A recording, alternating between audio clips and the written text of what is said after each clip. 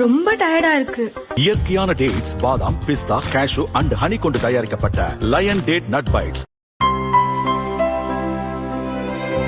இனிமே கண்ணை மூடிட்டு கடலை எண்ணெய் வாங்கலாம். ஏன்னா மந்த்ரா கடலை எண்ணெய் இதயத்தின் தயாரிப்பு. வறுக்க பொரிக்க ஏன் எல்லா சமையலுக்கும் மந்த்ரா தான். மந்த்ரா கடலை எண்ணெய், அபார ருசி, ஆரோக்கியமான உடல் நலம்.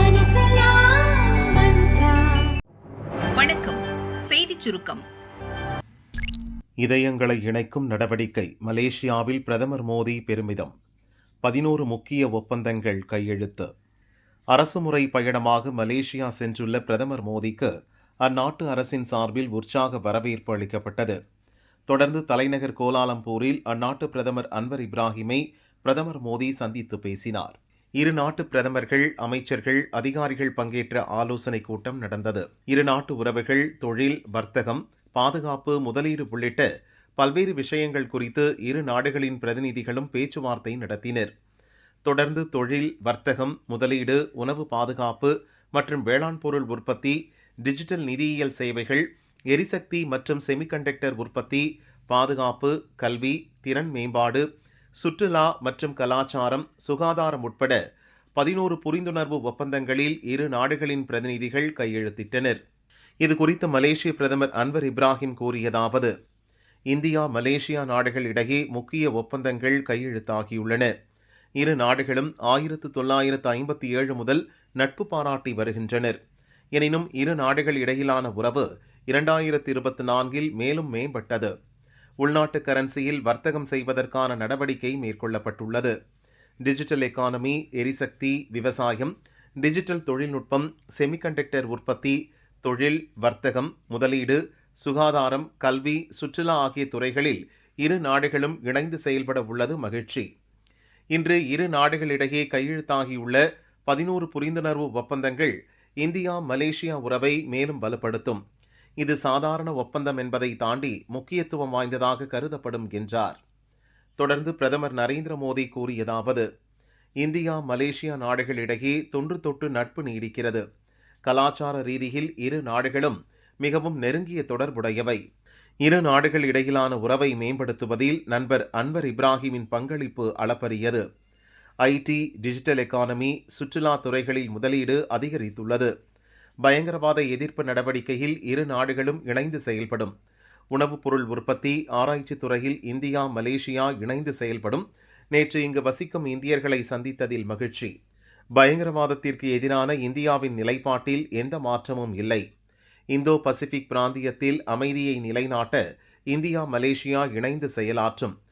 இரு நாடுகளிடையிலான முக்கிய ஒப்பந்தங்கள் இளைஞர் நலன் முன்னேற்றத்திற்கு வழிவகுக்கும் என பிரதமர் மோடி கூறினார். भारत और मलेशिया को तमिल भाषा के प्रति साझा प्रेम भी जोड़ता है. मलेशिया में तमिल की मजबूत और जीवंत उपस्थिति शिक्षा, मीडिया और सांस्कृतिक जीवन में दिखाई देती है. मुझे भरोसा है कि आज के ऑडियो विजुअल एग्रीमेंट से फिल्म और संगीत, विशेष रूप से तमिल फिल्में हमारे दिलों को और पास लाएगी. हम अपने युवाओं के बीच यूनिवर्सिटी एक्सचेंज, स्टार्टअप कनेक्ट और स्किल डेवलपमेंट के अवसर भी बढ़ा रहे हैं. குரூப் 2 தேர்வு திடீர் ரத்து. தேர்வர்கள் சாலை மறியல்.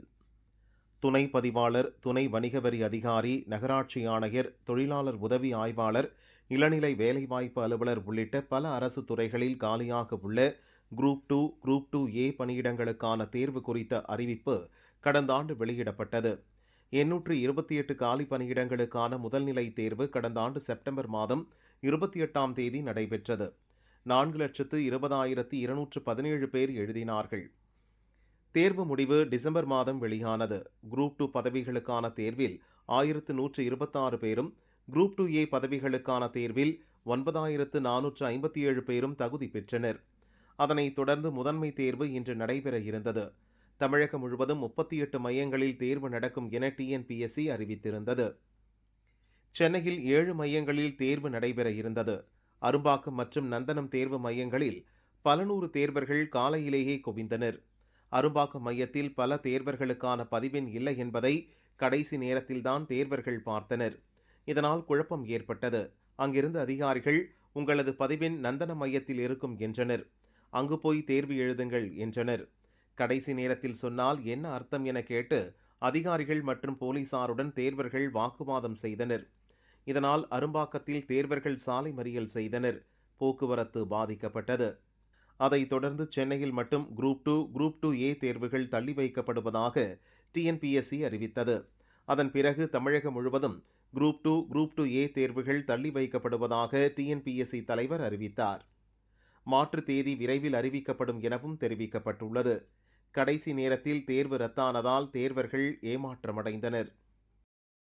தேனியில் NTK TVK பயங்கர மோதல். சாட்டை பேச பேச கூச்சலிட்ட நபர்கள். நொறுக்கப்பட்ட கார். பரபரப்பு காட்சிகள். கட்சி கொடிய சாக்கடைய போட்ட ஒரு கேடுகட்ட கூட்டம் அது தாவேக என்கிற தற்கொலை கூட்டம்.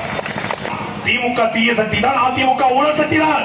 அந்த ஊழலை ஒழிப்பேன் என்று சொன்ன தூய சக்தி 2015 புலி படத்துக்காக வாங்கின 15 கோடி ரூபாய் வருமானத்தை மறைத்ததற்கு 1.5 கோடி ரூபாய் நீதிமன்றம் அபராதம் வைத்து, நீதிமன்றத்தால் அபராதம் வைத்து இவன் ஒரு வருமான வரி ஏய்ப்பாளர்னு நீதிமன்றம் சொல்லிருக்கு.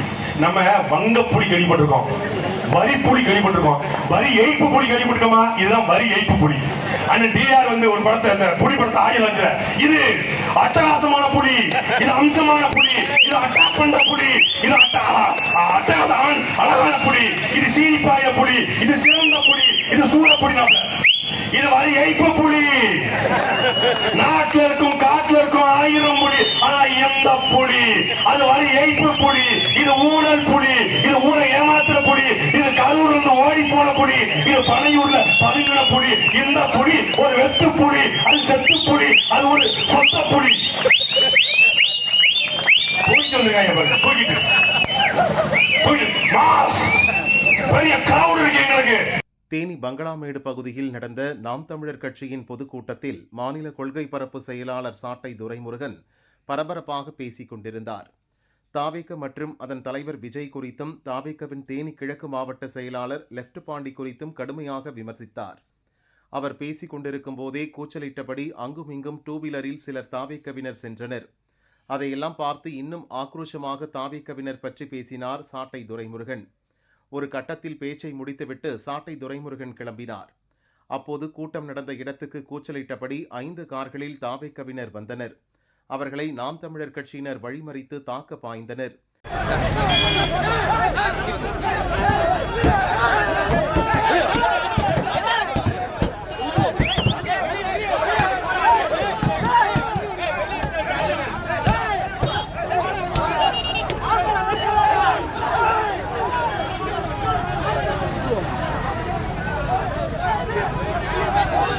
இதனால் பதற்றம் தொற்றியது. இரு தரப்பையும் மோத விடாமல் போலீசார் தடுக்க முயற்சி செய்தனர். இருப்பினும் தாவேகவினர் வந்த கார் கண்ணாடியை நாம் தமிழர் கட்சியினர் அடித்து நொறுக்கினர்.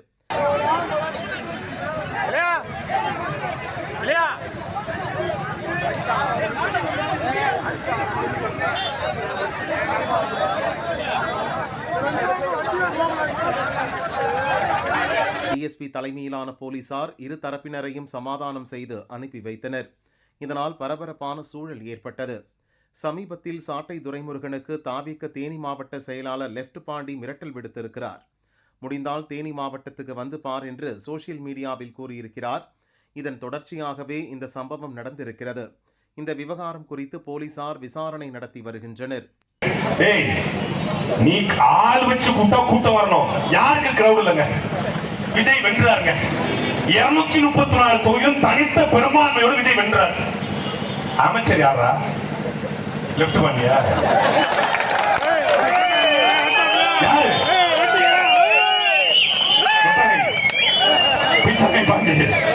நம்ம அண்ணனா கொஞ்சம் மெண்டல். நம்ம அண்ணனா பெருமாமா வந்தா கொஞ்சம் லைட்டா மெண்டல். அதனால அங்க இருக்கு பாவம். பரிதாபம். அது புசியானந்த ஒரு அமைச்சர், ஆதவ ஒரு அமைச்சர், 7 கட்சி தாண்டி வந்த நிர்மல்குமார் ஒரு அமைச்சர், லைலா காலேஜ் ஓனர் கூட லைலான்னு போட்டுக்க மாட்டான். லைலா மணி ஒரு பையன், அவன் ஒரு அமைச்சர். ஏன் கற்பனை பண்ணி பாரு. காமராஜர், கக்கன், ஜீவானந்தம், முத்துராமலிங்க தேவர், மூக்கையா தேவர், இவங்கெல்லாம் இருந்த தமிழ்நாடு சட்டசபையில நொட்டாங்கை பாண்டி, புஷியானந்து, இந்த கண்மெல்லாம் காட்சி. திமுக தீய சக்தி, அதிமுக ஊழல் சக்தி, கருணாநிதி ரோல் மாடல், ஜெயலலிதாவும் ரோல் மாடல். யார் பண்ணீங்களா? இல்ல நீங்க கிருக்கா, இல்ல நாங்க கிருக்கா, இல்ல கேட்கிறவங்க இருக்கா, தமிழ்நாட்டு மக்களுக்கு இருக்கா? நன்றாக உடல்நலம் தேறிய பாஜக மூத்த தலைவர் ஹெச் ராஜா சகஜமாக பேசும் வீடியோ காட்சி.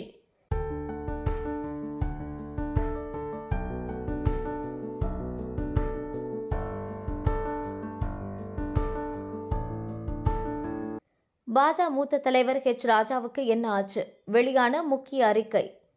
ஹெச் ராஜாவுக்கு ஸ்ட்ரோக் பாதிப்பு ஏற்பட்டிருப்பதாக அப்போலோ மருத்துவமனை நிர்வாகம் தகவல். தொடர்ந்து அவர் டாக்டர் குழுவின் தீவிர கண்காணிப்பில் இருக்கிறார். மருத்துவ உபகரணங்கள் துணையுடன் அவரது உடல்நிலையில் நல்ல முன்னேற்றம் ஏற்பட்டுள்ளது. இப்போது நண்பர்கள், குடும்பத்தினருடன் ஹெச் ராஜா நன்றாக பேசுகிறார் என்று அப்போலோ தகவல் தெரிவித்துள்ளது. சென்னையில் 10 நாட்கள் முன்பு நடந்த ஊடக நிகழ்ச்சியில் பங்கேற்ற ஹெச் ராஜாவுக்கு திடீர் உடல்நலக் குறைவு ஏற்பட்டது. மயக்கமடைந்த அவரை சென்னை அப்போலோ மருத்துவமனையில் சேர்த்தனர். டாக்டர்கள் மேற்கொண்ட பரிசோதனையில் ஹெச் ராஜாவுக்கு பக்கவாதம் ஏற்பட்டிருப்பது தெரியவந்தது. உடனடியாக அவருக்கு தேவையான சிகிச்சை அளிக்கப்பட்டது. தொடர்ந்து மருத்துவ குழுவினரின் கண்காணிப்பில் அவர் இருந்து வருகிறார். இதற்கிடையே அரசியல் கட்சி தலைவர்கள், முக்கிய பிரமுகர்கள் மருத்துவமனையில் ஹெச் ராஜாவை சந்தித்து நலம் விசாரித்து வருகின்றனர். இந்நிலையில் மத்திய அமைச்சர் எல் முருகன் நேற்று அப்போலோ மருத்துவமனையில் ஹெச் ராஜாவை சந்தித்து நலம் விசாரித்தார். இது தொடர்பாக அறிக்கை வெளியிட்ட எல் முருகன், உடல்நலக் குறைவால் சிகிச்சை பெற்று வரும் பாஜக மூத்த தலைவர் பாசமிகு அண்ணன் ஹெச் ராஜாவை மருத்துவமனையில் சந்தித்தேன். அவரது உடல்நிலையில் நல்ல முன்னேற்றம் ஏற்பட்டுள்ளது. விரைவில் அவர் உடல்நலம் தேறி மீண்டும் தேசப்பணிக்கு திரும்ப எல்லாம் வல்ல இறைவன் முருகப்பெருமானை வேண்டுகிறேன் என்று கூறியுள்ளார். இதற்கிடையே ஹெச் ராஜாவிடம் எல் முருகன் நலம் விசாரிக்கும் வீடியோ வெளியாகியுள்ளது. கைகளை பற்றி கொண்டு நலம் விசாரித்த அமைச்சரிடம் ஹெச் ராஜா மிகவும் இயல்பாக பேசுகிறார். அவரது உடல்நிலையில் நல்ல முன்னேற்றம் ஏற்பட்டிருப்பதை பார்த்து பாஜகவினர் மகிழ்ச்சி அடைந்துள்ளனர்.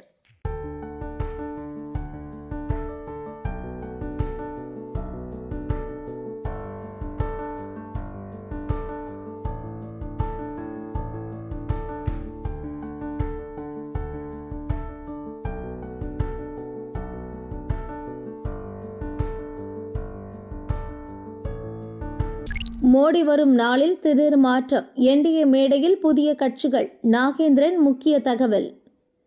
சேலம் மகாத்மா காந்தி விளையாட்டு மைதானத்தில் நடந்த மாரத்தான் போட்டியை தமிழக பாஜக தலைவர் நயினார் நாகேந்திரன் துவக்கி வைத்தார். தமிழக பாரதிய ஜனதா கட்சியின் தலைவர் ஐயா அவர்களுக்கு என்னுடைய சேலம் மாவட்ட தடகள சங்கத்தின் சார்பாக பின்னர் செய்தியாளர்களிடம் பேசிய அவர், மோடியின் தமிழக வருகையில் மாற்றம் இருப்பதாகவும் என்டிஏவில் புதிய கட்சிகள் சேரப்போவதாகவும் கூறினார். 2 தினங்களுக்கு முன்பாக மலேசிய நாட்டுக்கு போகும்போது கூட, மலேசியாவில் போய் இந்தியாவில் எத்தனையோ மாநிலங்கள் இருந்தாலும் தமிழ்நாடு, தமிழ் மொழி என்கின்ற எங்கள் நாட்டில் ஒரு மாநிலம் இருக்கிறது. அதனுடைய கலாச்சாரமும் பண்பாடும் 5000 ஆண்டுகளுக்கு முன்பாக உள்ளது. அது மட்டுமல்ல, தமிழ்நாட்டிலிருந்து நிறைய பேர்கள் மிக சிறந்த நபர்கள் எல்லாம் இருக்கிறார்கள். என்னுடைய அமைச்சரவையில் கூட வெளியுறவுத்துறை அமைச்சர் ஜெய்சங்கர் அவர்கள், அதே போல வைஸ் பிரசிடென்ட் ஆஃப் இந்தியா நமது மதிப்புக்குரிய சிபி ராதாகிருஷ்ணன் அவர்கள், நிதித்துறையில் இன்றைக்கு மிக உலக அளவில் பிரசித்தி பெற்ற நமது மாண்புமிகு நிதியமைச்சர் நிர்மலா சீதாராமன் அவர்கள், இப்படியாக தமிழகத்தில் நிறைய பேர்கள் அவங்களுடைய பங்களிப்பை தந்து கொண்டிருக்கிறார்கள் என்று மலேசிய நாட்டில் போய் நமது பாரத பிரதமர் நரேந்திர மோடி அவர்கள் நமது தமிழையும் தமிழ் பெருமையும் இன்னைக்கு சொல்லி கொண்டிருக்கிறாங்க. ஆனால் தமிழ்நாட்டில் இருக்கக்கூடிய நமது முதலமைச்சர் மட்டும் ஒன்றுமே இல்லை, முட்டை, இந்த மாதிரி டபுள் என்ஜின், மக்கர் என்ஜின், இந்த மாதிரி பேசிக்கொண்டு இருக்கிறார்கள் தவிர 5 ஆண்டு காலத்தில் எந்த ஒரு நன்மையும் தேர்தல் வாக்குறுதி சொன்ன எதையும் அவர்கள் செய்யவில்லை என்பதை சொல்லிக் கொடுத்தேன். பிரதமரோட தமிழகம் வருகை அந்த திட்டங்கள் என்ன? ஒரு ஏற்கனவே 28ஆம் தேதி பிரதமர் மதுரைக்கு வந்து தேசிய ஜனநாயக கூட்டணியில் பொதுக்கூட்டத்தில் கலந்து கொள்வதாக இருந்தது. ஒரு நாள் தள்ளி போய் 1ஆம் தேதி, வருகிற 1ஆம் தேதி மறுதினமே அவர்கள் அந்த பொதுக்கூட்டத்தில் கலந்து கொள்ள இருக்கிறார்கள். ஏற்கனவே மதுராந்தகத்தில் நாங்கள் ஒரு பொதுக்கூட்டமாக நடத்த வேண்டும் என்றுதான் நினைத்தோம். ஆனால் அது உங்களுக்கெல்லாம் தெரியும், கிட்டத்தட்ட 5 பேர் கலந்து கொண்ட மாநாடு போல மிக சிறப்பான முறையில் அமைந்தது. அது தேசிய ஜனநாயக கூட்டணியில் மிகப்பெரிய ஒரு உத்வேகத்தையும் எழுச்சியும் இன்னைக்கு மக்களுக்கும் ஏற்பட்டிருக்கிறது. மக்கள் மனதில் ஒரு மாற்றம் வந்திருக்கிறது. அது மனமாற்றம், அது ஆட்சி மாற்றமாக முடியும் என்று தெரிவித்துக் கொள்கிறேன். சார், இந்த கூட்டத்தில் என்டிஏ கூட்டணி இறுதி வடிவம் இருக்கு சார். இன்னும் புதிய கட்சிகள் வர வாய்ப்பு இருக்கு. இன்னும் வருவதற்கான வாய்ப்புகள் இருக்கிறது. தேசிய ஜனநாயக கூட்டணிக்கு தமிழ்நாட்டில் வந்து எடப்பாடி பழனிசாமி தலைவர் அப்படின்னாலும் பாஜக சார்பில் ஒரு குழு அமைச்சிருக்கு பேச்சுவார்த்தைக்காக அப்படிங்கிறது ஒரு சர்ச்சை இருக்கு. இல்லை, இதுவரைக்கும் அந்த மாதிரி ஒரு குழு ஒன்றும் அமைக்கல. பேச்சுவார்த்தைக்கு ஒரு குழு அமைக்கல. அது இன்னும் நாள் இருக்குது, தேர்தலுக்கு நாள் இருக்கிறது. சந்தர்ப்பம் வரும்போது எந்தெந்த தொகுதியில் யார் யார் போட்டியிடுவார்கள் மட்டுமல்ல, எந்தெந்த தொகுதியில் யார் யாருக்கு ஒதுக்கப்படுகிறது என்பதையும் குறித்து பேச்சுவார்த்தை நடக்கும். அந்த 2 பேரை கொண்ட ஒரு அமைப்புக்காக தான் கூட்டணிகளை அதாவது பாரதிய ஜனதா கட்சி ஏற்கனவே ஆதரவு தருகின்ற அமைப்புகள், சமுதாய அமைப்புகள், இவர்கள் எல்லாம் பற்றி பேசுவதற்காக அந்த பேச்சுவார்த்தைக்காக தமிழகத்தை பொறுத்த மட்டும் திராவிட முன்னேற்ற கழகம் மிக வலிவு இழந்து இருக்கிறது. அவர்களே மிக சோர்ந்து போயிருக்கிறார்கள். இவ்வளவு பெரிய கூட்டணி ஏற்படும் என்று அவர்கள் கனவில் நினைக்கவில்லை. அதற்காக இப்போது மதிப்புக்குரிய சகோதரி கனிமொழியுடன் மகளிர் அணி மாநாடு, அதன் பிறகு இப்போ நேற்று இளைஞர் அணி மாநாடு, இந்த மாதிரி தான் போட்டுட்டு இருக்காங்க. ஒவ்வொரு மாநாடும் போடும்போதும் அவர்கள் இந்த மாதிரி மிக மலிவான விலையில் பேசுவதும், பெண்களை தரக்குறைவாக பேசுவதும் தான் இன்னைக்கு திமுக வாடிக்கை வச்சிருந்தாங்க. இதே மாதிரி திமுக முந்தி கலைஞர் அவர்கள் முதலமைச்சராக இருக்கும்போது எமர்ஜென்சி போடுறதுக்கு முன்னால ஒரு மாநாடு போட்டாங்க. அந்த மாநாடுல மிக மிக கேவலமான முறையில் அன்னைக்கு உள்ள பிரதமராக இருந்த இந்திரா காந்தி அம்மையாரை மிகவும் மலிவான முறையில் திட்டினார்கள், பேசினார்கள். அதன் பிறகு அவர்கள் ஆட்சிக்கு வரவே முடியவில்லை. பிறகு ரொம்ப புரட்சித் தலைவருடைய மறைவுக்கு பின்னால் தான் அவர்கள் ஆட்சிக்கு வந்திருக்கிறாங்க. இப்பொழுது அதே இதை திருப்பி ஆரம்பித்திருக்கிறாங்க. இது நிச்சயமாக ஆட்சி மாற்றம் மட்டுமல்ல, திராவிட முன்னேற்ற கழகத்திற்கு மிகப்பெரிய ஒரு இழப்பாக அமையும். தமிழகத்தில் என்னங்கடா நடக்குது? யூனிஃபார்மில் காவலருக்கு அடி உதை. அப்படி என்ன தப்பு பண்ணார்?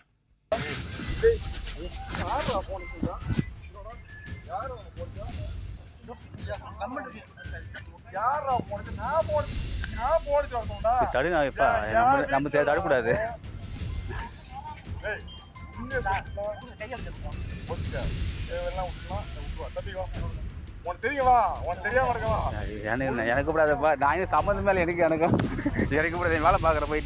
தமிழகத்தில் குற்றச்செயல்கள் சமீப காலமாக அதிகரித்து வருகின்றன. போலீஸ் உள்ளிட்ட அரசு அதிகாரிகளுக்கும் பாதுகாப்பற்ற சூழலே தமிழகத்தில் நிலவுகிறது என்பதை தோலுரித்து காட்டும் விதமாக ஒரு சம்பவம் நடந்துள்ளது. அரியலூர் மாவட்டம் தௌத்தாய்குளம் ஊராட்சிக்கு உட்பட்ட மருதையாற்றின் அருகே பாழும் கிணற்றில் விழுந்த காட்டுப்பன்றியை ஒரு கும்பல் வேட்டையாட முயன்றது. தகவல் அறிந்த வனத்துறை காவலர் விஸ்வநாதன் இருசக்கர வாகனத்தில் விரைந்து சென்றார். அதே பகுதியைச் சேர்ந்த விவசாயி செல்வகுமார் உள்ளிட்ட சிலர் காட்டுப்பன்றியை வேட்டையாட முயன்று கொண்டிருந்தனர். வனக்காவலரை பார்த்ததும் அவர்கள் கடுப்பானார்கள். இங்கு எதற்காக வந்தாய்? உனக்கு எவன் சொன்னான் என செல்வகுமார் கேட்டுள்ளார். காட்டுப்பன்றியை வேட்டையாடக்கூடாது என வனக்காவலர் விஸ்வநாதன் சொன்னார். எங்க ஏரியாவில் சுத்துற காட்டுப்பன்றி எங்களுக்குத்தான் சொந்தம், அதை கேட்க நீ யார் என சொல்லி வனக்காவலர் விஸ்வநாதனை செல்வகுமார் சரமாரியாக தாக்கினார். இந்த தாக்குதலை ஒரு இளைஞர் வீடியோ எடுத்துள்ளார். உடனே அவரை பார்த்து நீதான் தகவல் சொன்னியா என கேட்டு மிரட்டியபடியே விஸ்வநாதனை தாக்கினார். பிறகு வனக்காவலர் சட்டையை பிடித்து இழுத்துச் சென்றார்.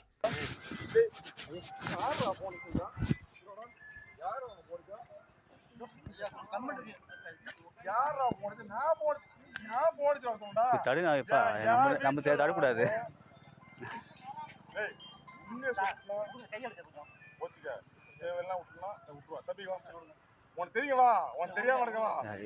எனக்கு கூடாதுப்பா, நான் சம்மந்தம் மேல எனக்கு கூடாது, வேலை பார்க்குற போயிட்டு.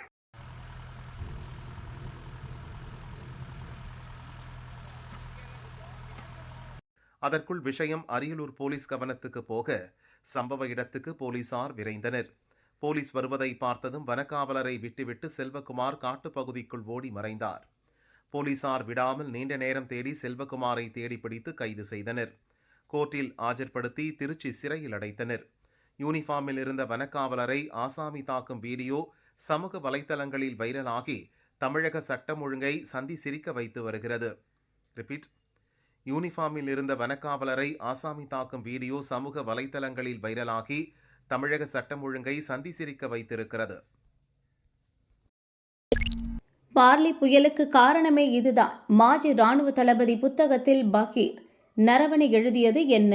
ராகுலுக்கு விழுந்த தடை. எதிர்க்கட்சிகள் பார்லிமெண்டின் இரு சபைகளையும் தொடர்ந்து முடக்க காரணமே ஒரு புத்தகம்தான். அந்த புத்தகத்தின் சில பகுதிகளை சபையில் படிக்க முயற்சித்தார் லோக்சபா எதிர்க்கட்சித் தலைவர் ராகுல். வெளியாகாத புத்தகத்தில் இருக்கும் பகுதிகளை சபையில் படிக்கக்கூடாது என்று சபாநாயகர் அனுமதி தரவில்லை. இதனால்தான் எதிர்க்கட்சிகள் தொடர்ந்து சபையை முடக்க ஆரம்பித்தனர். கேரவன் என்ற ஆங்கில இதழில் இந்த புத்தகத்தின் சில பகுதிகள் வெளியாகியுள்ளன. அதைத்தான் ராகுல் படிக்க முயற்சித்தார். அந்த ஆங்கில புத்தகத்தின் பெயர் 4 Stars of Destiny. இதை எழுதியவர் நம் முன்னாள் ராணுவ தளபதி மனோஜ் முகுந்த் நரவனே. 2019 to 2022 வரை ராணுவ தளபதியாக இருந்தவர். 2020 இந்தியா சீனா இடையே கல்வான் பள்ளத்தாக்கில் எல்லை சண்டை நடந்தபோது தளபதியாக இவர்தான் இருந்தார். அந்த சமயத்தில் மத்திய அரசு எப்படி செயல்பட்டது என்பது குறித்து விளக்கமாக எழுதியுள்ளார் நரவனே. அதில் அரசுக்கு எதிரான பல அம்சங்கள் இருப்பதாக சொல்லப்படுகிறது. முப்படை தளபதியாக இவர் நியமிக்கப்படலாம் என்று சொல்லப்பட்டது. ஆனால் அது நடக்கவில்லை. ஒருவேளை தனக்கு அந்த பதவி கிடைக்காத வெறுப்பில் ராகுலிடம் இந்த புத்தகத்தை கொடுத்து விட்டாரா நரவனே என்று கூட டெல்லி அரசியல் வட்டாரங்களில் பேசப்படுகிறது. சமீபத்தில் நரவனேவிடம் இந்த புத்தகம் ஏன் இன்னும் வெளியாகவில்லை என கேட்டதற்கு, ராணுவ அமைச்சகம் இந்த புத்தகத்துக்கு அனுமதி கொடுத்தால்தான் வெளியாகும். நான் புத்தகத்தில் செய்ய வேண்டிய அனைத்து வேலைகளையும் முடித்துவிட்டு புத்தக வெளியீட்டுக்காக பதிப்பாளருக்கு கொடுத்து விட்டேன். அவர்தான் அனுமதி பெற வேண்டும். என் வேலை முடிந்துவிட்டது என்றார். இந்த புத்தகம் பிரச்சனையை கிளப்பியுள்ள நிலையில் ராணுவ அமைச்சகம் அனுமதி தருமா என்பது சந்தேகமே என்கிறது டெல்லி வட்டாரம்.